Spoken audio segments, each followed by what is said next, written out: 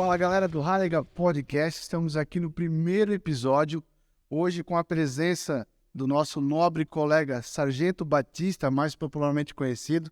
É uma honra ter o senhor aqui, abrindo a porteira de tantos outros episódios que a gente vai estar trazendo. E o podcast tem como proposta resgatar e evidenciar a história do bombeiro, o legado, e deixar para as próximas gerações o quão foi importante, né, os bombeiros que passaram, que abriram esse caminho, né? Então, muito obrigado pela presença, Sargento. Rafael, é uma honra, até porque eu conheço você há muito tempo. Trabalhei junto com o teu pai no Corpo de Bombeiros, soldado Proshnov, e te conheço desde os tempos que ele te levava no colo dele com 3 anos de idade lá para o quartel, para visitar o quartel, né? E acompanhei teu crescimento, tua infância, tua adolescência, e depois acompanhei também a tua entrada na Corporação de Bombeiro Voluntário, né? Então, tu é de uma família tradicional de bombeiro. Trabalhei com teu avô quando ele estava indo para a reserva, né? O teu falecido avô. Então, para mim, é uma grande honra de ter sido convidado. Me pegasse de surpresa também, eu não esperava pelo convite, então me senti muito honrado, muito valorizado, e sempre que tu me chamar, eu estarei aqui te prestigiando e ao teu programa, Rafael. Poxa, eu agradeço aí as palavras, né? Eu tenho um enorme carinho pelo senhor, e uma das fases dessa rotina, né, que fez ele chegar na caserna, que me marca muito, foi quando eu fui servir o exército e o senhor estava lá na seleção, e o senhor chegou para mim e falou assim: tu quer servir o quartel? Eu falei: sim, senhor. O senhor foi lá, fez o sinal da cruz, já está servindo. Tá. Depois que recebeu minha bênção, meu amigo, só vai. Não tem erro. Mas, sargento, antes da gente começar a se estender aqui por esse bate-papo que a gente vai ter aqui, eu queria agradecer o apoio dos nossos parceiros comerciais que fazem esse projeto ter vida, né? Eu queria falar aqui primeiro da Razik Distribuidora. A Razik pessoal, para quem precisa de material para sua instituição de bombeiro, para sua brigada, parte de EPRs, parte de capacete, botas, roupas de aproximação, entre em contato lá com a Razik Distribuidora, fale lá com o meu amigo Beto, ele vai dar aquela atenção especial, tá? O site da Razik é razikdistribuidora.com.br. A logo dá para colocar aqui. E a Razik, ela tem uma gama de materiais que vai desde para a brigada de incêndio, né, como a Grande Caster aí, que precisa de equipamentos, né? Então, para o bombeiro civil, bombeiros militares, parte de licitação, né? Entre em contato lá com o Beto da Razik, que ele vai dar essa atenção especial. Temos também a Fire Alarm. A Fire Alarm, ela tem a mesma pegada que o nosso podcast aqui, sargento. Como é que funciona? O Raleigh Podcast, ele tem por ideia valorizar a história do bombeiro, né? Não só do bombeiro, dos policiais militares, né? Enfim, toda a área de segurança pública. Certo. Mas a Fire Alarm especificamente, com o nosso amigo Fabrício, que faz parte da mesma unidade que a gente ombreia junto, ele tenta resgatar a tradição do bombeiro. Como é que ele faz isso? Resgatando com camisetas, com bandeiras, com adesivos, quadros, toda a parte decorativa. A Fire Alarm, ela tá ali ofertando para decorar teu ambiente e honrar a história. E o Fabrício, né, também é um guerreiro do fogo, né? Ele é um... Já é batizado? O Fabrício tem sangue de guerreiro, de fogo. A Fire Alarm está no Instagram, @firealarm, ou entra no site deles, que é www.firealarm.com.br. Entre em contato lá com o Fabrício e olha todo o portfólio que ele tem disponível, tá? E agora a gente entrando para o nosso terceiro parceiro comercial, que também está aqui na nossa mesa hoje, é a Corrente da Vida Treinamentos. A Corrente da Vida Treinamentos é uma empresa, se eu posso estar equivocado, o senhor me corrija, mas é a pioneira aqui na região, né? Que eu tenho a honra de ser o sócio fundador, né? Fundei a empresa com a minha falecida esposa, né? E a Corrente da Vida Treinamentos foi a primeira empresa especializada em treinamentos de brigadistas, socorristas, bombeiros na região do Vale do Itajaí. Então, toda a parte de brigada de incêndio, parte preventiva, a parte de consultoria, a empresa da Corrente da Vida acaba desenvolvendo e prestando essa segurança, né? Transmitindo essa segurança para os empresários e funcionários. Então, pessoal, fazem contato ali com a Corrente da Vida, fazem uma contação para montar sua brigada, para regulamentar sua empresa conforme as regras do CBMSC, que eu não tenho dúvida que a Corrente da Vida vai deixar a sua empresa no padrão. Isso não há variação de dúvida sobre isso. Esse ano estamos completando 19 anos de fundação, né? E ano que vem vamos para 20 anos de trabalho já no mercado. Mas, assim, é uma honra estar aqui, né? A Corrente da Vida Treinamentos também fica honrada em poder patrocinar o teu primeiro programa aí, teu primeiro podcast. Show de bola. Sargento, como é que o senhor, já começando, já engajando nossa história aqui, como é que começou essa história nesse ramo militar, nessa área de segurança, né, de proteger a sociedade? Como é que começou isso na vida do senhor? O que despertou para o senhor isso? Rafael, seguinte, quando eu era criança, estou com 60 anos de idade, eu tinha sonhos. Eu queria realizar sonhos na vida. Então eu sempre fui aquela criança que brincava de soldado na guerra. Fui soldado, fui cabo, fui sargento no exército. Eu era aquela criança que brincava de bombeiro, de apagar incêndio. Colocava fogo nas coisas para depois apagar. Só não colocava fogo na casa de ninguém. Mas montava aquelas maquetes de casinha, colocava fogo e vinha com o caminhãozinho. Vinha com o caminhãozinho do bombeiro para apagar o fogo. Usava uma mangueira para apagar fogo. Legal. Fui e sou bombeiro ainda, né? E eu era aquela criança que brincava de bandido e mocinho e de bandido e polícia. Sempre era o polícia, sempre prendia os bandidos e fui policial militar também. Então eu passei por 4 corporações, passei pelo Exército Brasileiro, passei pela Polícia Militar, pelo Corpo de Bombeiro Militar, que na época que eu ingressei no Corpo de Bombeiros Militar, a Corporação Bombeiro pertencia, era uma tropa da PMSC, né? E então tive uma carreira completando 35 anos de serviço de vida pública. E depois de ir para a reserva, pensei, não, agora eu vou trabalhar de uma forma voluntária para dar à população, à sociedade da região do Vale do Itajaí, do estado de Santa Catarina, o meu melhor com 60 anos de idade e com uma experiência já agora com 39 anos de serviço, né?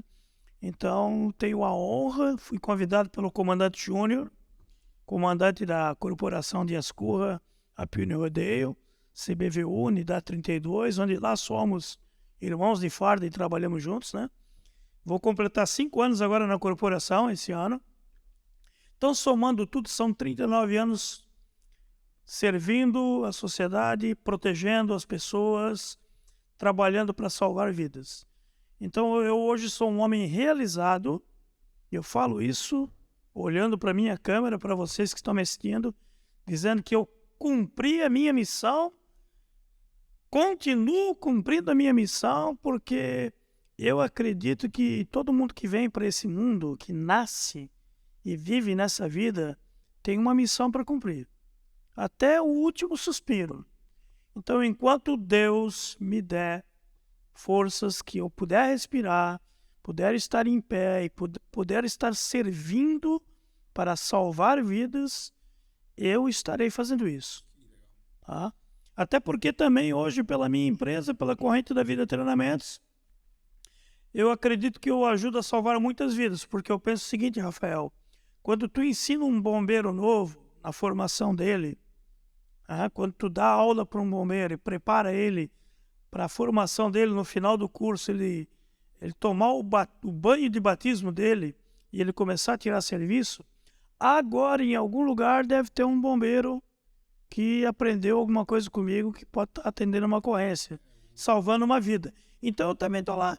Sim. Eu estou junto. E o interessante é que o legado que vai se deixando por tempo que se passa, né? Porque, imagina, quantas pessoas se inspiram, né? Chegaram ao objetivo, conseguiram chegar a atuar como um bombeiro, ou conseguiram entrar no exército, conseguiram entrar na polícia militar, porque em algum momento olharam para o senhor e usaram o senhor como uma referência de profissional. Então isso só por isso já é uma grande, tento dizer assim, alegria, né? Porque, pô, você é uma referência profissional, hoje no mundo que a gente tem aí, né, cheio de problemas sociais, etc., e a gente conseguir ainda transmitir os valores, né, que a caserna nos ensina e atrair essas pessoas para dentro da caserna, eu acho que isso é o melhor legado que a gente pode deixar. Eu acredito muito nisso, né? E começou no Exército, né? Quando eu incorporei no ano de 1981, como soldado, eu entrei na companhia de comando na época, companhia de comando de serviços, no pelotão de Sapador Mineiro. A minha primeira no ano de recruta, né? A minha primeira atividade foi aprender a montar mina, desmontar mina, campo minado, lançar campo minado, trabalhar com explosivo, com armadilhas. Foi onde me especializei como soldado. Depois passei por um pelotão de reconhecimento, onde eu já comecei a entrar na atividade de infantaria, porque o meu sonho era, quando eu entrei no Exército, entrar no pelotão de operações especiais. Tanto é que eu tenho aqui, O Pelotas. e carrego comigo essa tatuagem aqui do Pelotas, pelotão de operações especiais, aonde eu servi de 1981 até 1990 no 23BI, em Blumenau, e em 82 eu entrei no Pelotas como cabo, né? Fui promovido a cabo no final do meu ano de recruta. Não tinha terminado o ano ainda, o pessoal não tinha dado baixa ainda, eu já tinha sido promovido a cabo, fui fazer o curso de cabo. E em 82 fui para a 2ª Companhia de Fuzileiros do 23BI, a Onça, né? Muito mais operacional, né? Você acredita nisso? Com certeza, sem Bom, dúvida. eu tive 2 anos naquela companhia, né? Então, meu primeiro ano de pelotão de operações especiais foi na 2ª Companhia. E em 83, o pelotão de operações especiais do Pelotas foi transferido para a 1ª Companhia. E todo o efetivo foi transferido junto. Sim. Então, eu poderia ter ficado na 2ª Companhia, minha primeira casa como fuzileiro, né? Mas eu preferi acompanhar o pelotão porque o meu sonho era estar servindo no pelotão, né? É porque tem aquela irmandade do pelotão, aquela união, né? Exatamente. Grupo, né? Exatamente. A equipe, né? E a minha história ela foi interessante com o Pelotas, porque quando eu era cabo no pelotão, na 2ª Companhia, o sargento que comandava meu grupo era o sargento Matias, ele era Guerra na Selva. E nós fomos para uma competição de patrulha envolvendo todos os pelotões da 14ª Brigada de Infantaria Motorizada em Tubarão. Eu tenho uma história legal com Tubarão também. Na sequência do nosso bate-papo aqui, nós vamos entrar lá. E aí em 82 a gente foi para essa competição. Nós fomos lá, nos preparamos para essa competição durante meses, uma competição importante. E quando nós chegamos na competição, na noite anterior, chegou uma notícia que o pai do sargento Matias tinha falecido. E aí o sargento Matias foi liberado para ir para o Paraná para acompanhar a família dele no velório, no enterro do pai, né? E o que aconteceu? O que aconteceu que um sargento escolhido por eles, lá de Tubarão, iria entrar no lugar do sargento Matias para comandar o grupo. Assumir aquela fração. E aí o comandante lá de Tubarão na época falou, não, negativo. Se fosse no combate o sargento morreu, é o cabo que vai assumir. É o cabo do 23B aí, o cabo Batista, que vai assumir o grupo de combate dele. E eu assumi o grupo de combate. E em torno de 20 patrulhas, né? Cada patrulha representando um pelotão de fuzileiro. Eu fui primeiro colocado. Caramba! Minha patrulha terminou a missão e ela ela se destacou, né? Como eu era cabo, comandando um grupo de combate, deveria ter um sargento, eles acabaram premiando um sargento que ficou, né, com a patrulha dele comandando até o final. E, digamos assim, para mim sobrou um destaque. Sim. Né? Mas eu fui muito feliz, porque quando eu retornei ao batalhão, o comandante do batalhão colocou o batalhão todo em forma e chamou o grupo de combate na frente, na formatura lá, e falou que o Cabo Batista se destacou lá, e pelo destaque que ele teve, eu estou, como comandante do batalhão, indicando ele para fazer o curso de sargento, né? O sargento temporário. E isso aconteceu. Eu fui para o curso de sargento temporário. Em 1983, quando eu fui para a primeira companhia junto com o pelotão, eu já fui como sargento formado, comandando o meu grupo de combate, né? Então o senhor fez a escola de sargento temporário em 82. Eu fiz em 82. Em 83 já estava formado. Já era um pouquinho, já. Isso. Quando o pelotão foi transferido, eu fui junto já como sargento comandando. Então, foi bacana. Foi algo assim que eu fui reconhecido. Eu recebi a meritocracia, né, de ter tido esse comando ali e também conseguido levar o grupo de combate até o final da missão, né? Foi muito legal. Anos depois eu voltei a Tubarão aí para fazer o curso de táticas policiais, mas já estando na PM, né? Na PM já. Isso. Então no Exército eu servi 9 anos, 6 meses e 4 dias. O senhor ali, só voltando um pouquinho ali, porque eu acho que é um tema que, como o nosso podcast, nesse momento, ele tá Vale Itajaí, regional, né? O senhor falou que em 83 o senhor viu o sargento, né? Isso, então, foi promovido sargento depois do curso. Então, o senhor certamente chegou a trabalhar nas grandes enchentes que teve ali em 83 e 84 aqui, né? Teve...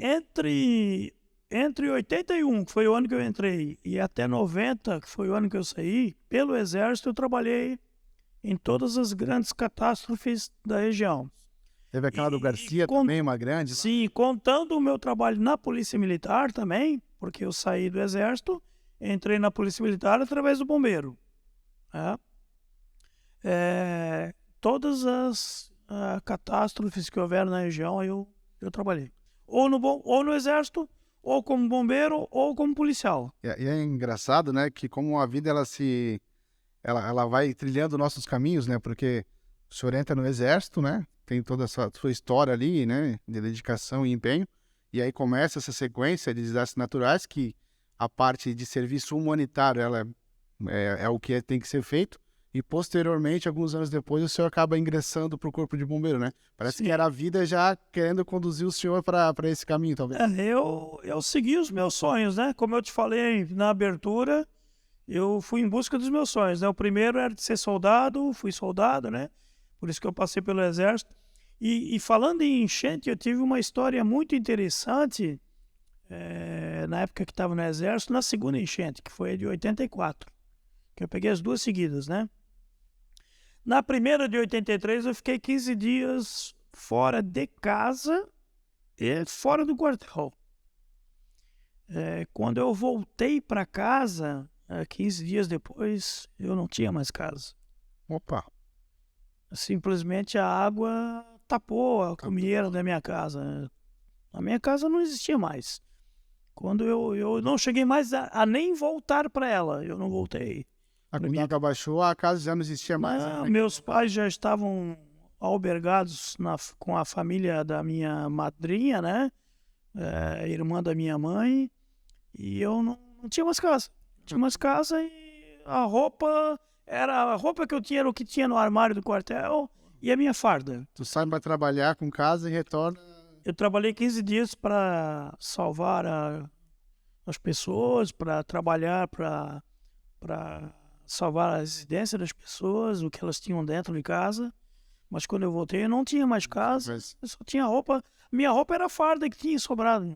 Roupa paisano, civil, não tinha mais nada. Nada. Só a farda, a roupa do corpo. Isso em 83. Em 84 eu cumpri uma missão que me marcou muito na época, que era o seguinte: a cadeia pública, na época não tinha presídio em Blumenau, tinha cadeia pública. E a cadeia pública, que seria o que é o presídio hoje, né? Ela era na rua Itajaí. E ela também ficava debaixo d'água. Então, a Polícia Militar transferiu para o posto de saúde da cidade, que fica ali do lado da onde em Blumenau hoje é a Associação Feminina para o Combate ao Câncer. Quase no final já da rua Itajaí. Isso. Eles estavam ali no posto de saúde, com, na época, um cabo Newton, hoje é sargento da reserva, e mais alguns soldados ali, cuidando de 40 presos. Cabo Newton que o senhor fala esse que no final da carreira era bombeiro militar? Não. É outro. Isso, é da PM mesmo. E aí eu fui até o hospital Santo Antônio levar medicamentos lá da enfermaria do batalhão até o hospital. E quando parte a gente foi por canoa, né? E outra parte a gente foi pela mata, por trilha, por morro, né? E quando eu estava a caminho, veio um rádio do batalhão dizendo que eu tinha que ir dar um apoio para a PM no posto de saúde lá. E quando eu cheguei lá, o cabo veio falar comigo e disse o seguinte: olha, eu tenho 40 presos aqui, estou muito preocupado porque a gente tá com... Eu tô com revólver, meus soldados estão com revólver, eu tô com uma metralhadora aqui, mas só que eu não tive instrução de como usar ela, porque ela era arma só de uso de sargento. Sim. Então eu tô aqui fazendo de conta que sei usar, né? E a situação estava num clima assim muito, muito difícil, porque eles estavam numa sala, não era uma cela, né? Onde eles só não fugiam porque eles tinham a certeza que o cabo sabia usar aquela metralhadora, né? Que era a arma mais potente que ele tinha. Aí eu passei um rádio pro batalhão, o batalhão determinou que eu conduzisse os presos lá para a cadeia do batalhão. Lá pro 23, lá pro ponto da guarda. Lá. Só que daí eu falei pro comandante: olha, não tem condições de cumprir essa missão hoje, porque tá meio da tarde, daqui a pouco vai escurecer, e são 40 presos. Não tem algema para todo mundo. Eu vou precisar voltar pro batalhão, vim com um armamento, porque tava só eu de pistola e os meus soldados estavam tudo desarmados. A primeira missão era levar medicamento no hospital, né? Não tinha missão de ir... Não justificava? Fazer uma escolta de preso, não justificava, né? E aí o comandante, na época o coronel Hans, determinou que eu voltasse ao batalhão, voltei, me preparei para que no outro dia eu voltasse lá, né? Então a gente foi até uma loja, comprou em torno de 40 metros de corrente, comprou cadeados. Nossa. Aí quando a gente voltou, a gente fez o quê? A gente fez uma fieira, né, que a gente dizia na época, com corrente. Eu fico só com pena do soldado que carregou essas correntes, né? Que o peso foi sobre... Na realidade, os presos tiveram que carregar a maior parte do peso, porque estava com eles a corrente, né? Então o que eu fiz? Eu fiz marca-passo, né? Passava a corrente na mão deles, sem apertar muito, só para que ficasse... que desse folga, mas que não ficasse solto. Que ficasse firme, e aí, né? Eu batia o cadeado, levava a corrente para o pé do preso, dava mais uma volta e trazia para a mão do preso que estava atrás. E assim a gente fez uma fieira com 40, né? Nossa, imagina o tamanho dessa fila. Né? E aí a gente, grande, levou um tempo, o dia inteiro, para a gente passar por trilha, né? Trilha aberta, né? Até chegar na rua Pastor Oswaldo S., onde 2 caminhões do batalhão estavam aguardando eles, né? Os detentos. No meio do caminho, alguns deles começaram a querer se rebelar, né? Onde eu, na época, utilizei uma metralhadora que era arma de porte minha e que eu sabia utilizar, né? Para fazer uma demonstração para eles num barranco de como é que funcionava, caso eles quisessem continuar rebelados e estavam ameaçando, né? Solta a gente, vamos, senão a gente vai fugir, porque A gente está aqui nessa situação difícil porque não tinha outra forma de conduzir eles, né? Não foram maltratados, muito pelo contrário, mas Fazia parte daquele processo de transferência. daquele processo que eu tinha que conduzi-los e eles o tempo todo querendo convencer a gente de que era para soltar eles, que eles já naquela época se diziam vítimas da sociedade. Mas eu tinha uma missão para cumprir, né? Missão dada é missão E cumprida. depois até a viatura, a gente voltou pela Pastor Oswaldo Hess ali, que não pegava um trecho que não pegava água, e foi até o batalhão. Então foi uma das missões que marcou naquela enchente também, né? De 84. Além da dificuldade que a cidade passava por estar alagada, ainda teve essa missão de alta periculosidade, querendo ou não, né? De estar conduzindo ali, tu não sabe qual é o grau de periculosidade que aquele cidadão, aquele detento tem, né? A gente não sabe se ele sabe memorizar armamento ou não. Então, todo momento o senhor teve que ali estar com o pulso firme e ainda falar entre aspas, ó, eu tenho essa submetralhadora aqui e sei usar, e se precisar eu... Foi uma demonstração numa atitude não de intimidá-los em si, mas de mostrar a eles que a gente estava ali para cumprir o nosso papel, que era conduzi-los até o batalhão, né? Eu vou te levar pro batalhão. Exatamente. Querendo ou não, o senhor vai pra lá. Então essa foi uma das missões que eu cumpri, né? Missão real, quando estava no Exército. E foi uma escola, porque foi a base de toda a minha vida militar, né? Então foi lá que eu aprendi a ser militar. Também foi lá que eu aprendi a me especializar com animais peçonhentos, né? Porque o Pelópolis, ele fazia muito acampamento, ia muito para mata, né? Então, uma determinada vez, quando eu estava andando na trilha, eu olhei para o chão, tinha uma cobra debaixo dos meus pés, assim, passando por debaixo das minhas pernas. Eu fiquei parado numa atitude, assim, de reflexo, né? Fiquei parado, congelei, olhei para baixo, a serpente passou por baixo das minhas pernas, seguiu o caminho dela, e ali eu comecei a pensar, não, eu tenho que estudar um pouco mais sobre esse bicho, né? Tem que entender como é. Eu tenho que conhecer um pouquinho melhor como funciona, né? E aí, em 1983, foi a minha primeira instrução de eufidismo como monitor de um sargento guerra na selva formado na área de eufidismo, né? E hoje eu trabalho com isso até hoje, né? Eu continuo essa atividade. A parte de eufidismo, São 39 anos e... A parte de eufidismo, eu confesso que é uma área que tem um receio muito grande de ter um manuseio com o animal, né? É uma das operações dentro do bombeiro que eu tenho mais dificuldade, isso eu deixo em público, né? Eu sempre gostei de lidar com explosivo, com munição, com armadilha, com mina, e sempre gostei de tudo que é venenoso. Então, tudo que é venenoso me atrai, então... É ação mesmo. Mexer com aranha, com escorpião, com cobra, para mim, natural já, né? natural para mim. São 39 anos trabalhando com esses animais aí, né?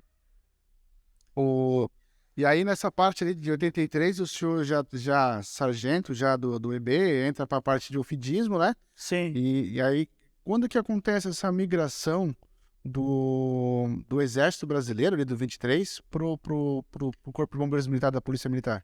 Eu servi até 1990. Até 90? Fiquei de 81 até 90. Então, 81 recruta, soldado, 82 cabo, 83 até 90 sargento, né? Então, quando chegou em 1990, estava terminando o meu tempo de exército. Eu lá servi como sargento temporário, né? E aí foi uma fase muito difícil para mim, porque eu gostava muito. Imagina, estava fazendo algo. A minha juventude toda foi ali. Eu entrei com 18 anos em 81 e saí em 90. Então, eu não me preparei para sair. Eu devia ter me preparado. Eu acho que ninguém se prepara para sair, nessa gente. Do Exército, a gente acha que aquilo vai ser para sempre, né? Quando você é jovem, você não vive muito a realidade como ela é, né? E aí, quando chegou na época de sair, foi muito ruim para mim, porque eu não conseguia me adaptar mais à vida civil. Eu não conseguia mais me adaptar. Toda aquela rotina, né? E eu fiquei de 1990 até 1991, eu saí em agosto de 90. Eu fiquei sem emprego, desempregado. Na época, isso é uma história interessante que eu vou contar hoje. Vocês vão saber de algo que eu contei para muito pouca gente. Coloca exclusivo, então. Eu fui entrando em depressão. Na época eu morava num apartamento de uma família conhecida minha que tinha ido para a Suécia. Passar algum tempo na Suécia lá, a serviço, né? Trabalho pela empresa. E eu morava no apartamento de frente para a rua São Paulo, ali que dava para ver o quartel do bombeiro de lá. Na antiga sede ali? Dava para ver o quartel do 3º Batalhão e dava para ver, de onde dava para ver a FURB, na época não tinha tanto prédio, né? Nossa, ali perto da estação ferroviária, ali antiga, né? Isso, E num determinado dia, o meu amigo que estava viajando, ele tinha uma adega com algumas bebidas lá. E eu tomei bastante aquele dia, aquela noite, né? E em determinado momento eu me aproximei do parapeito da varanda lá e pensei comigo mesmo, Rafael, cara, se eu não conseguir ser militar de novo, o que eu vou fazer da minha vida, né? E me passou pela cabeça, parei, olhei para baixo, passei uma perna pelo parapeito, passei a segunda, segurei no guarda-corpo ali? No guarda-corpo e fiquei olhando para baixo e pensando, será que vale a pena continuar vivendo uma vida que eu não consigo mais viver? Foi nesse momento quando eu escutei a primeira sirene. Olha só. Aí eu olhei lá para longe, giroflex girando. Daqui a pouco mais uma, mais um giroflex. O trem de socorro todo do quartel. Passando ali na frente. Passando na frente e indo pro incêndio, né? Quando eu me vi, eu já estava pro lado de cá, né? Já, Eu pensei, pô, os caras estão indo pro incêndio agora, 3 horas da manhã. Eu não vou dar trabalho para eles, né? Não vou fazer eles parar para juntar o meu corpo de chão, né? E aí dormi. Caí ali no sofá na sala e dormi. E no outro dia acordei vibrando, lembrando daquela cena. Pensei comigo, quer saber de uma coisa? Hoje eu vou sair e vou arranjar emprego. Essa vida merece ser vivida, né? E quando chegou de manhã, eu tomei um banho, fiz a minha higiene pessoal completa, barbudo, cabeludo. Abri a porta do meu apartamento, o meu vizinho, quase que ao mesmo momento, abriu a porta do apartamento dele. E aí ele assim para mim, bom dia, Batista, como é que tá? Eu, bom dia, capitão. Era o capitão Anselmo, comandante do Corpo de Bombeiros, que era o meu vizinho. Como é que tá, Batista? Saiu do exército faz algum tempo? Eu, sim, capitão, saí faz alguns meses e tal. Olha, abriu concurso pro Corpo de Bombeiros. Vai lá se inscrever. Ah, já foi num pé só. Aí eu, pois é, capitão, mas eu não estava sabendo, mas eu saí do exército agora há pouco tempo. Ele assim para mim, então vai lá, porque tem uma lei que ampara quem saiu do exército como sargento, pode entrar na corporação do bombeiro, na polícia militar, por ter sido sargento ou cabo. Na época tinha essa lei, né? Até porque a polícia militar e o corpo bombeiro é uma força auxiliar do exército. Exatamente. E só que só vai ter que fazer o concurso, junto com todo mundo, né? Eu fui lá, fiz o concurso, aí me preparei para o concurso, né? Fiz a inscrição. E de 200 candidatos, eu fui o 3º colocado. E aí fiz a escola de bombeiro em 1990. Né? Mas eu acho que eu só fiz, eu acho não, tenho certeza que eu só fiz aquela escola porque naquela noite, às 3 horas da madrugada, quando eu tomei uma decisão de talvez não estar mais nesse mundo, sem saber, aqueles bombeiros estavam passando de viatura. Estavam salvando a tua vida. Salvando a minha vida. Literalmente salvar a minha vida e os meus sonhos. Ô, Rafael, essa história que eu tô contando aqui é de primeira, cara. Coloca exclusivo aí, dá trabalho para fazer. De primeira nesse podcast aqui. tá? Porque Cara, isso eu não contei para muitas pessoas. Esse é um episódio que eu tenho da minha vida que eu tinha até hoje guardado, né? Entrei em 1990, fiz a escola, terminei a escola e, cara, não foi nada fácil. imagino. Porque a maioria dos soldados, uma boa parte dos soldados que estavam no Corpo de Bombeiros ali tinha sido soldado mesmo no Exército, tinha sido cabo, e ali já era soldado antigo, e ali já era capo, e ali já era sargento. A gente bem sabe que quando a gente sai do quartel, a gente sai meio puto Exatamente. ali, com cabo, com sargento. Adivinha o inferno que foi a minha escola. Prego que se O que tinha destaca. de faxina ruim era comigo. Escovinha de dente na Escovinha fuga. de dente, escovinha de dente para limpar vaso sanitário era certo. E eu, quando chegava em casa, eu dizia: mãe, guardou a escova de dente velha para me levar para o quartel, porque era certo. Já tá. Limpar a fuga de azulejo do banheiro era certo.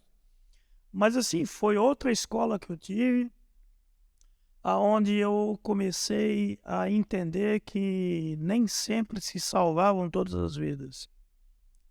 Então foi quando eu comecei a ir para as ocorrências depois de formado e a resgatar corpo de criança carbonizado, abraçado ao corpo da mãe carbonizado, A parte. criança abraçada com o pai no sofá, com a casa, Triste, a casa não tendo, conta, né? a casa tendo sido soterrada, de chegar a cavar com as próprias mãos para tentar chegar no corpo, muitas vezes, né? Mas foi uma história muito, muito boa que eu tive no Bombeiro Militar. Em 1996 foi o ápice da minha passagem no Bombeiro, que foi quando, acho que até que tem um vídeo aí que eu passei para ti aí, né? Você quer colocar pra gente ali? Onde eu participei de um incêndio no edifício catarinense. Esse Em incêndio 1996. marcado na história da cidade, né? Ele ficou marcado pelo seguinte, porque na época, o Rafael, o equipamento de proteção individual de um bombeiro, vocês vão ver pelo vídeo ali, era a farda de tecido E esse capacete aqui? e esse capacete aqui, inclusive esse aqui, se não me engano, é do teu pai, né? Meu pai é esse. Ele deve guardar com muito carinho. Eu tenho o meu também, só que o meu tá com a dona Romilda, que é essa senhora que tá descendo a escada ali que eu participei do salvamento, né? Sim. Ainda viva, né? Ainda viva. Pô, a gente tem que botar ela pra conversar com a gente, né? Opa, quem sabe aí, novo podcast aí com o pessoal da Manque aí, né? O pessoal da Manque vai ficar contente em trazer a dona Romilda aí pra gente conversar com ela, né? Onde ela estava no salão, ali, exatamente onde tá a chama, onde ela estava, tá? No foco da língua ali, né? Isso. Então, esse salvamento aí que eu participei, eu tava com a roupa, a farda. Essa era a roupa que o senhor dava nessa hora. Esse era o nosso EPI. Nosso EPI na época era a farda e o capacete de fibra aqui, ó. O EPR era Deus só, né? EPR tinha um para 20 bombeiros que estavam atuando no incêndio. Sem contar que vai encher uma de um EPR desse Quando tudo. nós chegamos com a viatura, eu olhei para... Se puder voltar um pouquinho lá nas janelas lá. Quando eu desci da viatura, eu olhei e vi ela lá em cima e ela abanava pedindo socorro, né? E quando eu vi aquilo lá, eu pensei, não, vou procurar o EPR, né? Mas só que o EPR já tinha sido pego por um bombeiro que estava usando no lado da Beira-Rio. Você ali é o lado da 15, né? Sim.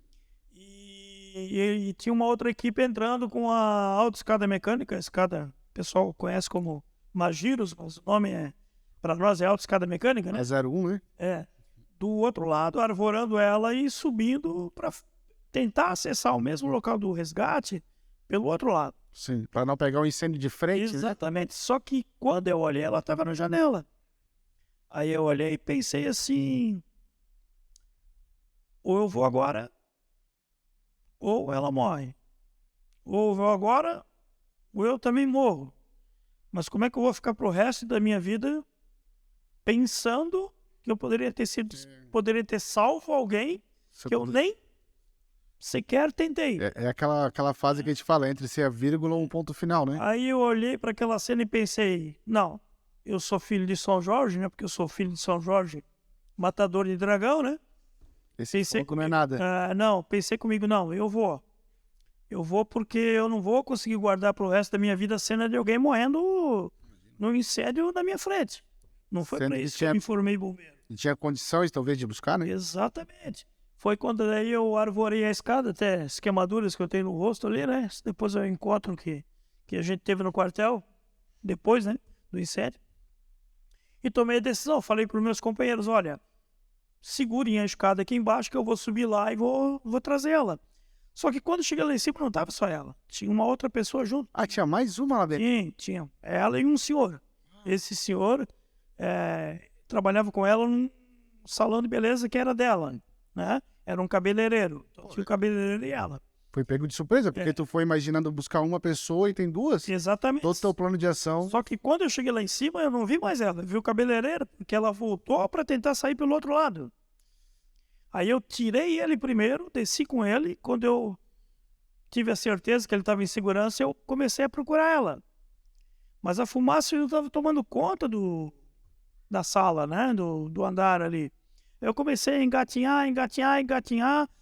Não dava para ver nada, só ia tateando até uma hora que eu botei a mão e senti ela. Ela já estava deitada já? Ela estava no chão também. No chão já.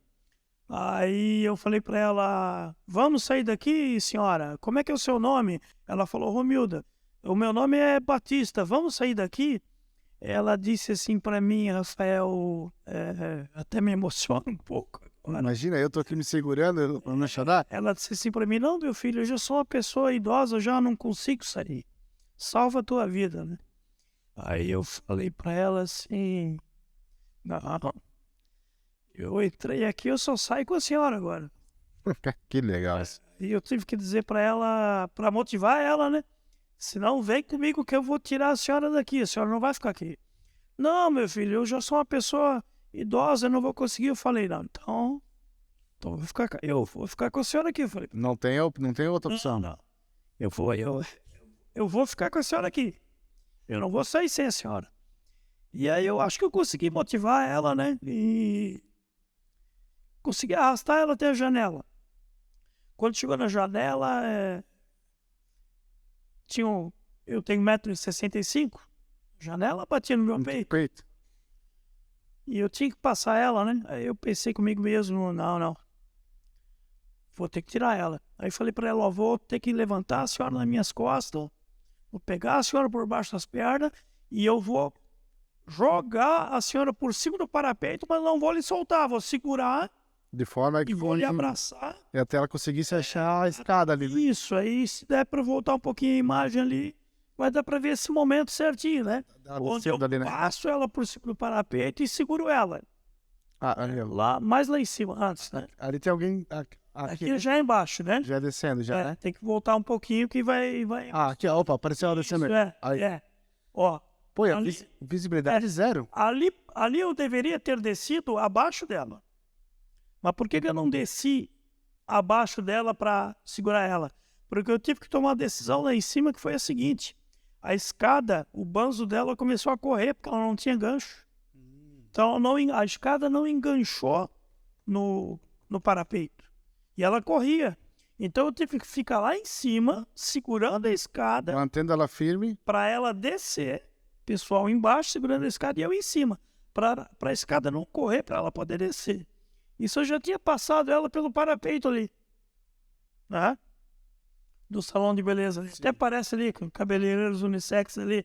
Parece ali, né? E eu tava lá no meio da fumaça essa hora. Então, ali onde tá ela aqui, vamos um pouquinho pro lado, tá o senhor aqui. Aquela sombra que tem lá em cima sou eu. Aí, em cima da placa? Isso, aquela sombra lá sou eu. Nossa. Tava no meio da fumaça. Não morreu porque não era tua hora. E quando tava lá em cima também, a temperatura da fumaça já era muito alta. Eu senti que ia dar um flashover, né? Uma língua de fogo de uma hora para outra. Né? Eu acho que até aconteceu isso depois, né? Depois aconteceu, vai mostrar ali. Bem aonde próximo a gente estava, né? Pessoal jogando água ali, e aí foi quando eu desci, ó.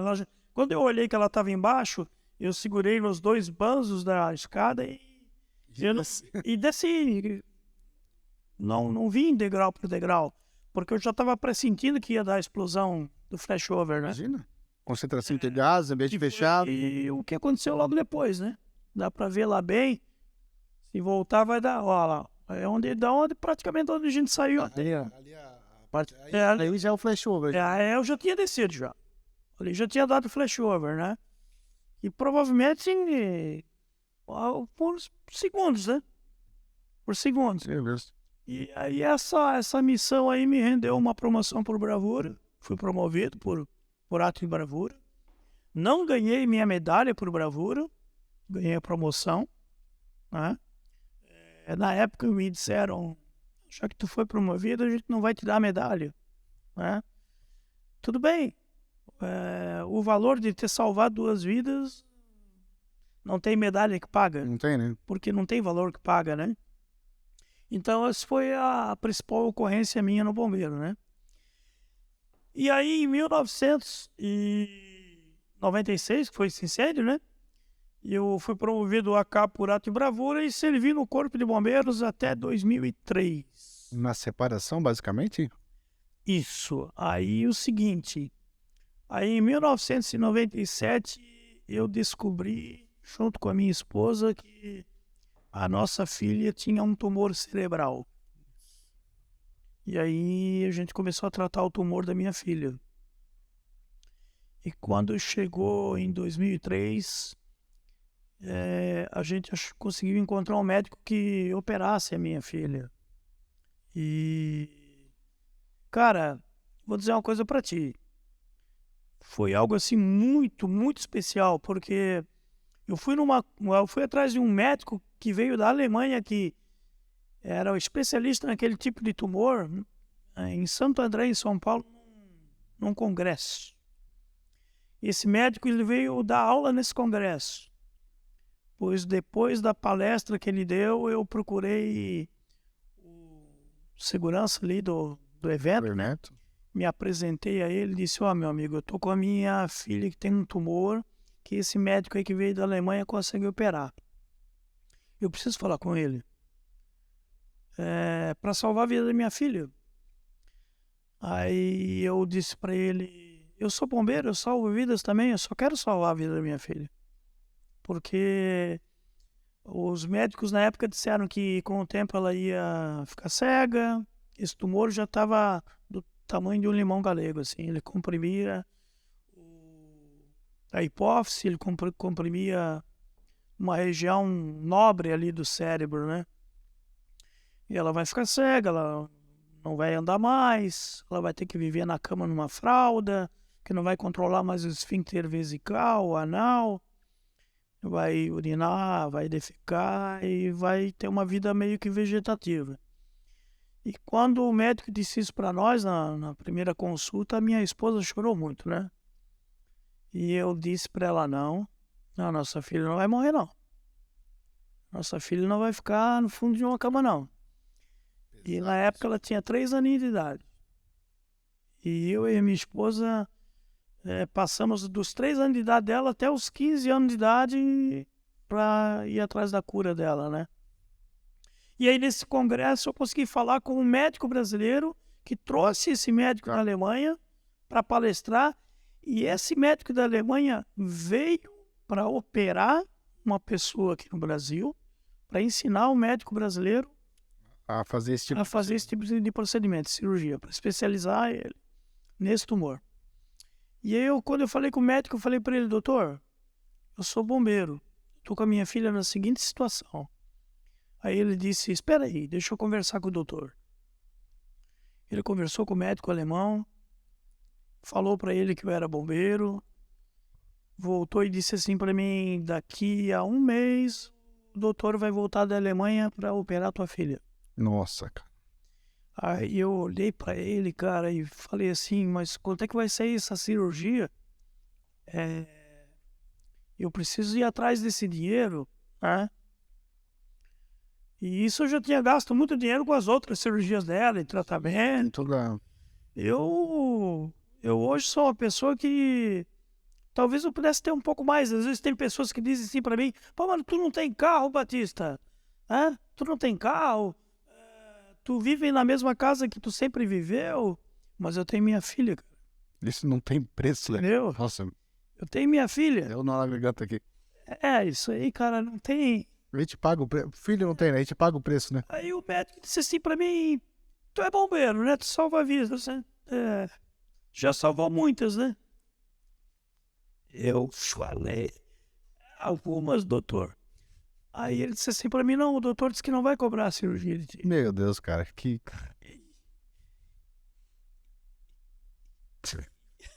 Caramba, cara. Pô, E eu também não vou cobrar a minha parte. Só vai ter que arranjar dinheiro pro hospital, pra anestesista e tal, né? Pra medicamento, internação dela. Cara, eu salvei minha filha, cara, entendeu? que sensacional. Consegui, junto com a minha esposa, salvar a minha filha. Só que naquele mesmo ano, quando eu fui fazer esse procedimento, eu recebi todo o apoio que eu precisava receber, né? Mas só que não foi o último procedimento, porque passou um tempo e o tumor reconstituiu de novo. Porque era um tumor cístico, né? Sim. Ele tinha que ser perfurado, o líquido que tinha dele saía, Traído ali, né? e só que esse procedimento, depois de algum tempo, o tumor voltou. O tumor voltou porque ele fechou novamente, começou a encher de líquido amniótico de novo, né? E aí eu achei um outro médico em Curitiba.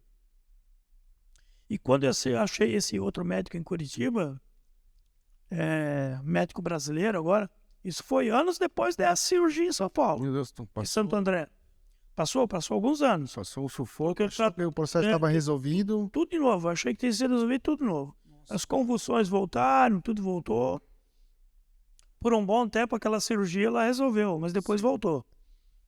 Tá, aí eu vou agora contar a minha transição do Corpo de Bombeiros para a Polícia Militar. E aí nessa segunda ocasião eu não recebi o mesmo apoio que eu recebi da primeira.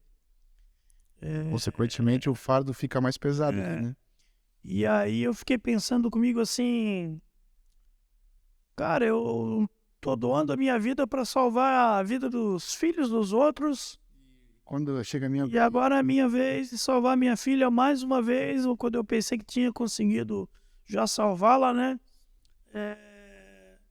Não estou recebendo o apoio que eu precisava, né?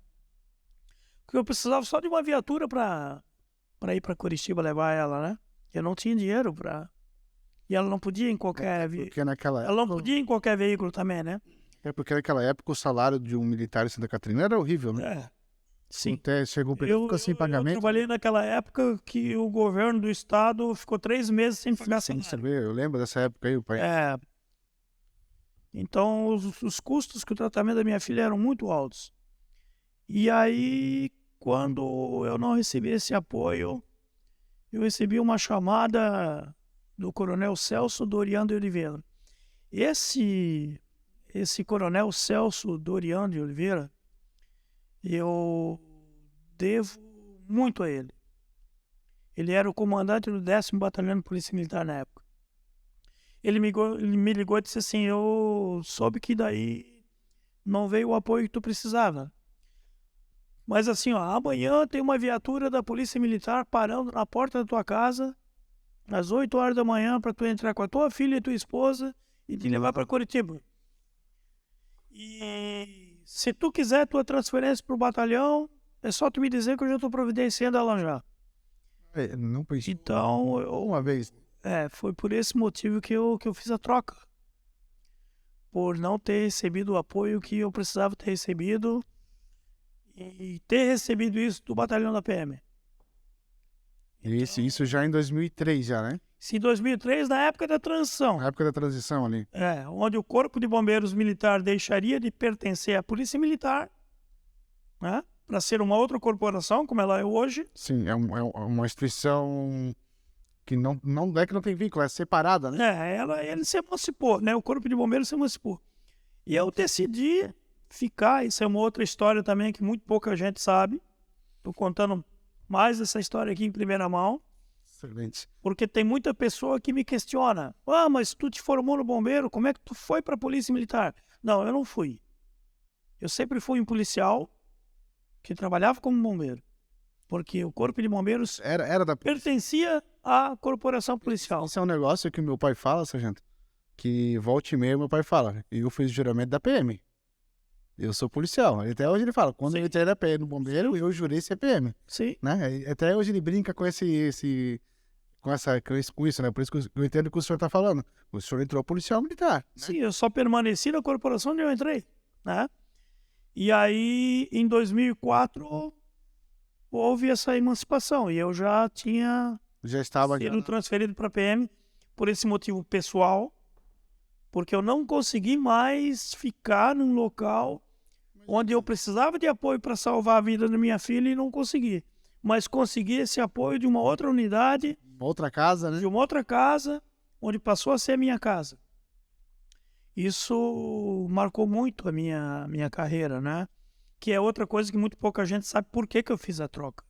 Por que eu não permaneci no Corpo de Bombeiros na época, né? E às vezes acaba sendo julgado, né, de forma injusta porque não sabe o contexto, né? Exatamente, por alguns até como uma espécie de traidor da causa, né? Uma espécie de traidor da corporação, né? Como é que eu fiz curso de bombeiro depois tem uma frase da atividade policial, né? Tem uma frase que é usada agora recentemente aí que eles falam assim, né? Quem vê close não vê corre, né? Quem vê ali que onde o senhor está não sabe por onde que o senhor teve que percorrer, os perrengues. Julgar é mais fácil, né? Apontar o dedo é mais fácil, né? Sempre mais fácil. E aí, quando eu cheguei no batalhão da PM, que o Coronel Celso conseguiu a minha transferência, e foi facilitado pelo fato de estar havendo a transição, né? Então ele usou uma portaria na época que tinha que quem quisesse sair da PM e ir para o bombeiro, a hora era aquela. Poderia ir. E quem estivesse no bombeiro e ir para a PM também poderia ir. Houveram policiais que saíram da PM e foram para o bombeiro, e policiais que estavam no bombeiro e permaneceram na polícia. Eu fui um deles, né? E aí, quando eu cheguei no batalhão, na época, Tenente Mombelli, hoje Coronel Mombelli, que já está na reserva do Corpo de Bombeiros. Esse que foi o comandante do 3º Batalhão? O comandante do 3º Batalhão, Caveira, o Coronel Mombelli. Só deixa eu dar um ponto que eu sei que ele vai assistir. Esse é o Caveira mais top que eu conheci, tá? O Coronel Mombelli tá no Canadá hoje, né? Isso. Como eu sei que ele vai assistir, isso que eu vou falar aqui agora, eu já falei para ele, pessoalmente, só eu e ele, e eu vou repetir. Coronel Mombelli, o senhor foi o melhor oficial comandante que eu já tive na minha carreira. Não tenho dúvida disso. Esse tenente foi top. Um comandante que eu tive, que eu vou guardar para o resto da minha vida e da minha carreira, porque quando eu cheguei no batalhão da PM, ele me procurou e falou para mim: ô Batista, nós não temos socorristas no nosso grupo. Era o GRT na época. Sim. O grupo de resposta tática que depois se transformou no PPT. Você está vindo do bombeiro agora, é especialista como socorrista. Quer vir para o grupo? Se tu quiser vir para o grupo, tá dentro. Você vai fazer parte do grupo. Então eu não fiquei 3 meses, eu já era do pelotão de operações especiais no Exército. Tinha toda uma bagagem. Tinha toda uma bagagem militar já, de treinamento militar. Mas a minha formação e especialização como socorrista no Corpo de Bombeiros.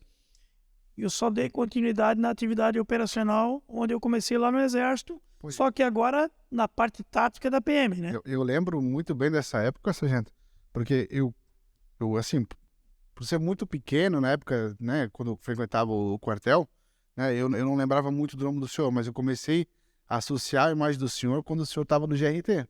Porque muito se falava, o Batista do GRT, o GRT Batista, associava muito isso, cara. Já tinha passado pelo bombeiro, né?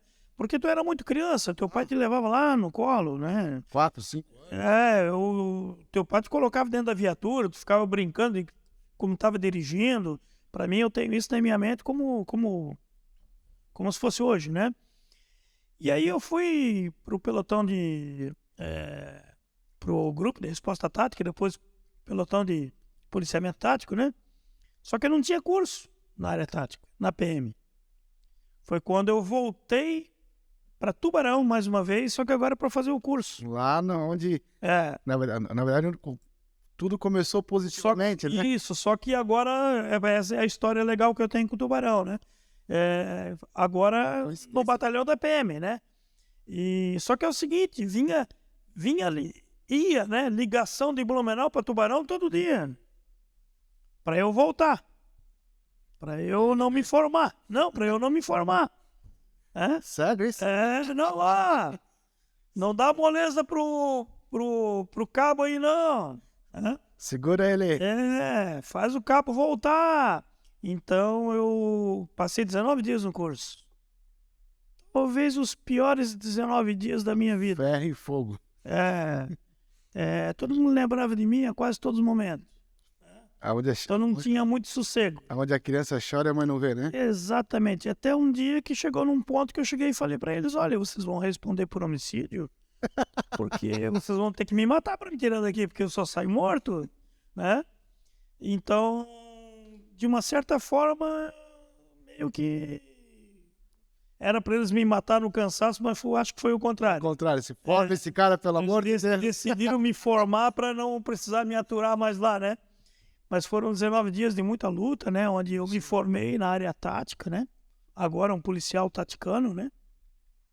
Voltei, trabalhei mais algum tempo no pelotão.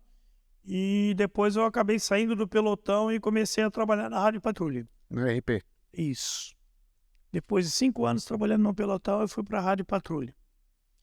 E aí eu tô falando isso aí porque vai entrar em mais uma história muito interessante que eu tive agora na PM, né?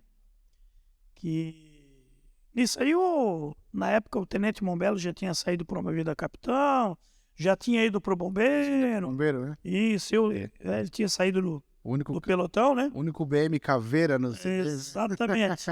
E aí ele foi fazer o curso de caveira e eu fui instrutor de eufidismo dele no curso de caveira. Eu só deixa eu fazer um ponto. Eu vou usar a frase... Será que eu tenho que pagar direito autoral disso? Eu vou usar a frase do Danilo Gentili.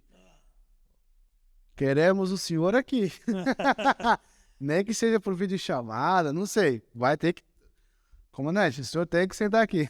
Pois é. E então, eu estou entrando nessa história da Rádio Patrulha porque foi numa noite, mais uma vez, né, de madrugada, e por volta de umas 4 horas da manhã, que eu fui atender uma ocorrência onde eu coloquei em prática todo o meu conhecimento, toda a minha experiência, né? Na área tática, em operações especiais. Foi quando eu fui atender uma ocorrência que no rádio lá o Copom acionou a minha viatura, desloca até o Morro Coripós, que é um morro bem conhecido lá em Blumenau, né? Onde tem muita gente boa morando, muita família de bem, mas também tem muito... Mas tem aquela minoria que acaba de dar fama para a comunidade. Tem muito tráfico lá, né? Tem muito tráfico de drogas naquela localidade lá. Tem um cidadão aí que está na rua efetuando disparo de arma de fogo contra as pessoas que estavam andando na rua.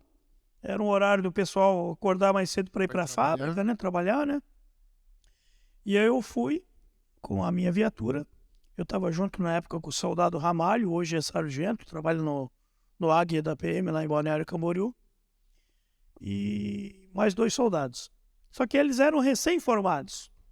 Então quando a gente chegou lá, a gente pegou a informação com a população, onde é que está o suposto atirador aí. Eles indicaram um terreno baldio, nos fundos de uma residência. Quando eu cheguei na casa, estava a mãe com os 3 filhos em casa, sozinha. O marido não tinha voltado do trabalho ainda, trabalhava de madrugada. E ela estava muito assustada, e ela apontava para mim, ali embaixo. Né? Não falava, né? Só apontava. Gesticulava ali, né? E tudo escuro, né? E aí eu falei para os soldados, olha, deixa que eu vou na frente, vocês fazem a minha segurança da retaguarda, deixa que eu vou na frente, para que eu possa fazer a varredura, né? Por eu ser mais experiente, né? Eu não ia deixar 3 soldados novos. Na época, se eu não me engano, também estava o soldado Tiago e o soldado Brandão. E eu estava com o Ramalho, o Tiago Brandão em outra viatura. O Brandão não é o que está na Vulcã hoje? O Brandão que hoje é sargento. Sargento, né? O Ramalho é sargento, o Brandão é sargento e o Tiago acho que ainda é cabo. O irmão dele é soldado, é sargento agora também. E eu comecei a fazer a varredura com a lanterna, e quando eu passo a lanterna assim, mais ou menos 3 metros de distância, eu localizei ele. E ele me apontou a arma, ele estava com um revólver. Apontou a arma para mim, eu falei, polícia, larga a arma. Ele respondeu, larga a tua. Quando ele falou, larga a tua, A instrução de eu utilização reflexo. já tive a certeza naquele exato momento que ele iria disparar contra mim. Cara, eu tinha passado por muita coisa já na minha carreira, mas sabe o que é sentir o coração batendo na boca? Tá, eu praticamente de frente com a morte ali. Foi a sensação que eu tive. O único reflexo que eu tive de momento foi me jogar de costas para trás. Quando eu fiz isso, eu apaguei a lanterna para tirar a visão dele. Primeiro ceguei ele com a lanterna no olho dele, procedimento tático, né? Sim. Me joguei de costas para trás e ele já deu 3 disparos contra mim. 3 disparos eu senti assim, ouvi e senti o chumbo quente passando por cima de mim, né? E caí disparando também. Daí, o primeiro disparo, quando eu liguei a lanterna de novo, eu vi que pegou no ombro dele, o outro pegou no peito. E eu apaguei a lanterna de novo e disparando. Que é o terceiro tiro que eu devo ter perdido, né? E aí eu escutei o barulho do corpo dele rolando barranco abaixo. De rumacho ele já. Caiu do meu lado assim, escutei o barulho dele caindo do meu lado, né? Eu joguei a lanterna em cima dele e ele procurava ainda, apontava a arma dele, ainda estava apontando a arma dele, tentando varrer assim para me localizar, né? Exato. Pra... Eu dei mais um tiro no ombro dele, ele não largou a arma. O terceiro tiro, Já. no caso, o quinto tiro, eu tive que resolver a situação porque eu corria risco de morrer de Injusta agressão, né? O senhor respondeu hoje justa agressão. Hoje infelizmente, eu tenho na minha carreira essa marca, né, de ter tirado uma vida também. Mas eu prefiro pensar que eu salvei a vida daquela senhora e das 3 crianças que estavam ali na casa, que foi no terreno dela, atrás da casa dela. Sim, todo o risco que estava exposto ali. E eu ajudei a proteger os meus 3 companheiros de patrulha que estavam ali comigo, né? E aí, na época, o coronel me chamou, o comandante do batalhão me chamou, e o coronel Álvaro, né? E disse para mim, olha, devido a essa ocorrência aí, eu vou dar um tempo aí em você na rua, Ficar mais interno. eu vou te colocar em outro serviço por um tempo aí, para você baixar um pouco essa fervura dessa ocorrência aí, né? Porque Acaba mexe muito. procedimento padrão da PM, né? Quando tem esse estresse. É padrão, ele não fez nada fora do padrão comigo, não. Mas aí ele disse assim pra mim, mas como eu gosto muito do teu trabalho, tu pode escolher pra onde tu vai trabalhar. Escolhe um local pra onde tu vai trabalhar. E aí eu escolhi trabalhar na área de inteligência, na agência de inteligência. Continuei na rua, só que sem farda agora, paisana, trabalhando no levantamento de informação, né? E foi uma atividade na polícia que eu acabei prendendo muito mais gente trabalhando na inteligência do que trabalhando fardado efetivamente no policiamento ostensivo na rua, né? Na parte de patrulha. E se fiquei na agência de inteligência até 2017. Foi quando o senhor já se aposenta já ou não? 2017 fui para reserva. Em 2017 fui para reserva e aí passei a trabalhar só com a minha empresa. E a empresa eu fundei quando ainda estava no Corpo de Bombeiros em 2003.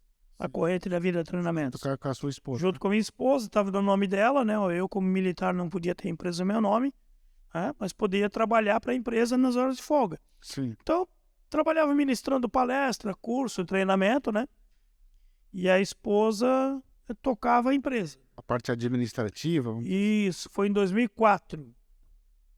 A empresa agora vai fazer 19 anos esse ano agora. E ano que vem vai fazer 20 anos.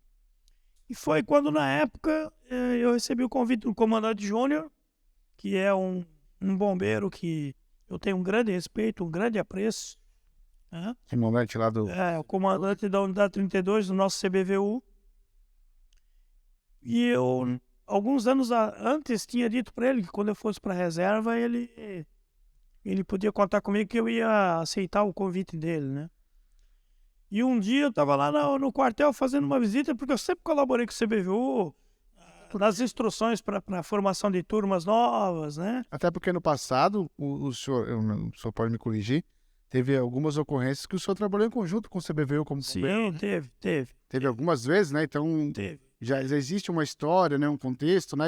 Existe uma história até de uma ocorrência que não foi muito legal e que foi dali que gerou em mim essa vontade de mais tarde trabalhar com e na unidade 32 com bombeiro voluntário. Foi o que me motivou a ser bombeiro voluntário, porque foi aquela ocorrência que fez com que eu entendesse que eu deveria, quando fosse para a reserva, ir bombeiro voluntário. E foi o que aconteceu, né? Já vai fazer 5 anos agora que eu estou na atividade de voluntário, né, na corporação. Corporação que eu tenho uma honra de fazer parte e que eu pretendo ainda trabalhar enquanto tiver saúde. Estou com 60 anos de idade agora. Nós temos lá o nosso bombeiro voluntário Sargento Otaviano, que está com 79 anos, né? É o mais velho em operação no Brasil, né? Exatamente. Esse é o Otaviano. Eu não sei se eu vou ter a alegria que ele tem de ser bombeiro com a idade que ele tem, se eu vou chegar lá. Mas eu estou com 60 anos e enquanto eu tiver saúde ainda, ô Rafael, eu vou estar lá na corporação com nossos irmãos de farda lá, servindo, né, a sociedade, porque assim, quem não vive para servir não serve para viver. Velha casa. Né? Quem não vive para servir não serve para viver. E a minha vida sempre foi com muita força, com muita E suor, poupa. coragem, com coração valente e fé, porque eu sempre tive fé na minha missão de servir e proteger e salvar vidas, né? Pô, é interessante passar esse tempo todo aqui ouvindo tudo isso que o senhor falou pra gente, de que eu como bombeiro, ombreando a função de bombeiro quando o senhor tá lá com a gente, eu conheço parte da história do senhor, né? A gente conhece, né, muito pouco. E quando a gente senta aqui e o senhor começa a compartilhar, né, que é um privilégio para mim estar aqui ouvindo isso, também um privilégio para quem está acompanhando isso de casa agora, ver, olha a história que esse senhor tem, olha o peso, né? Só espero que o pessoal da produtora aqui da Monken tenha gostado do primeiro episódio, né? Acho que E sim, né? que a gente possa ter dado para eles material aí para eles fazer o trabalho deles bem feito, que a gente sabe que tem muita qualidade, né? E assim, Rafael, mais uma vez agradecer você o convite. Espero que o que eu tenha passado hoje tenha sido algo que marque esse teu primeiro episódio aqui, teu primeiro programa, né? Contei hoje aqui coisas que muito pouca gente sabia. Agora, É bem pessoal, né? agora é público, né? Uma parte da minha história. E o legal, sargento, é que esse material agora, né, além da função principal desse podcast, é eternizar isso, sabe? Para daqui a alguns anos, daqui 10, 15 anos, pô, quem foi o Sargento Batista? O cara passou por lá, o cara passou por aqui, sabe? Até para quebrar esses paradigmas, esse preconceito, né? Ah, por que o cara saiu do bombeiro militar e foi pra polícia? Por que o cara fez isso? Pô, vamos entender, vamos escutar o lado. Por que eu sou bombeiro voluntário, né? Tem muito pouca gente que sabe. Pô, porque o cara, além de sair do bombeiro militar, foi polícia, agora é voluntário? Não, pô, vamos entender isso, né? Pô, tem uma história, tem um valor, algo por trás disso, né? De valor, de peso para essas decisões. Enquanto eu estiver, e agora eu vou falar para o público, né? Enquanto eu estiver vivo, enquanto essa carcaça aqui andar, respirar e eu tiver saúde, eu estarei dentro de um quartel de bombeiro, saindo dentro de uma viatura, porque eu nasci para servir, proteger e salvar vidas. Essa é a minha missão na vida.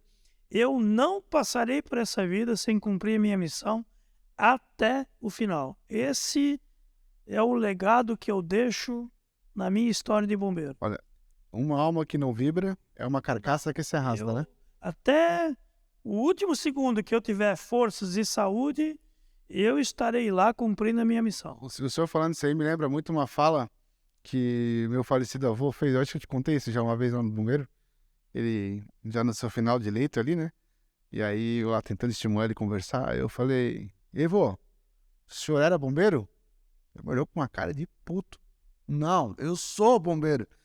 Caramba, é isso aí, cara. A gente é bombeiro até a última hora. Exatamente. Só deixa de ser bombeiro na hora que a gente vai se apresentar pro zero. E a população pode ter certeza que nós não somos únicos. Nós temos centenas, milhares de outros bombeiros que pensam como nós pelo Brasil inteiro. Show de bola. Valeu, Rafael. Agradeço muito a presença do senhor aqui hoje, nesse primeiro episódio. O senhor... Bacana. Vou convidar Obrigado, o senhor mais vezes. Será legal trazer a dona Romilda aqui, acho que vai. A gente vai fazer Vai ser interessante. bater um bate-papo bem descontraído. Certo? A gente tem aqui um livro que a gente vai fazer todo episódio, que cada convidado vai escrever seu nome e a sua frase de vida, uma frase ou algum conselho, né? Quer que numere aqui? Pode colocar episódio 1, as linhas são livres, né? E aí, posteriormente, a gente vai fazer um quadrinho, colocar no Instagram com a sua frase, né?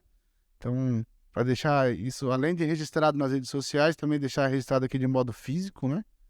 E agradecer novamente a presença do senhor pelo tempo. Marcos Aurélio Batista. E eu deixo a seguinte frase, tá? A vida deve ser vivida com muita força pessoal, coragem,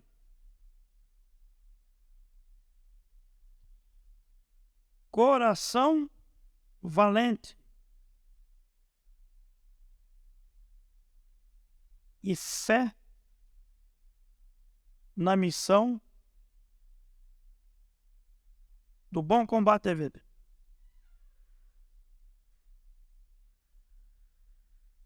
Excelente. Vou assinar aqui também, que essa assinatura aqui, meu irmão, fique aqui para a posteridade nesse teu livro aqui. Vai ser guardado com muito carinho. Sargento, Rafael, força e honra. força e honra, Agradeço novamente. servir, salvar e proteger. É a nossa missão, hein? E parabéns pelo teu programa e pelo primeiro episódio. Eu fico muito honrado de ter sido o primeiro. Eu tô muito feliz por isso. Tá? Agradeço. Caneca é minha? Caneca é minha? Tua, presente, personalizado. Presente? Pode já tirar fotinho no Instagram, marcar lá. Quero agradecer o estúdio aqui em Moquim pela oportunidade, pelo espaço, pelo carinho, né? Pela recepção. A gente foi muito bem recebido. Estão ali fora ali cuidando da Também gente. gostei muito do pessoal da Monk aqui. Cara, Top, né? top. Não tem. Pra Toca o bater. teu programa aqui que tu tá muito bem. Então é isso aí. Pessoal, não se esqueça de se inscrever no canal, né? @Halligan Podcast. No Instagram é Halligan Podcast 1, tá? Então a gente vai ter conteúdo semanal, a gente vai ter documentário, então a gente vai estar alimentando a plataforma aí semanalmente. Então deixa o like, comenta se gostou, dê sugestão de pauta, a gente tá aí para discutir. Ô, Rafael, rapidamente, se eu puder passar algumas redes sociais minhas aí. Quem quiser me adicionar lá, tem o Instagram da Corrente da Vida, que é Corrente Treinamentos. Tem o meu TikTok, que é @taticano, @taticano05. Tem alguns vídeos legais também que Bem interessantes. são interessantes, né, do meu trabalho, né? E também o meu Instagram pessoal, que é marcosaurelio.batista.75. Quem quiser me adicionar lá, eu vou ter uma honra de ter vocês como meus amigos lá. Tá ok? Show de bola. Valeu, força e honra. Abraço. Até a próxima. Abraço, pessoal. Show de bola.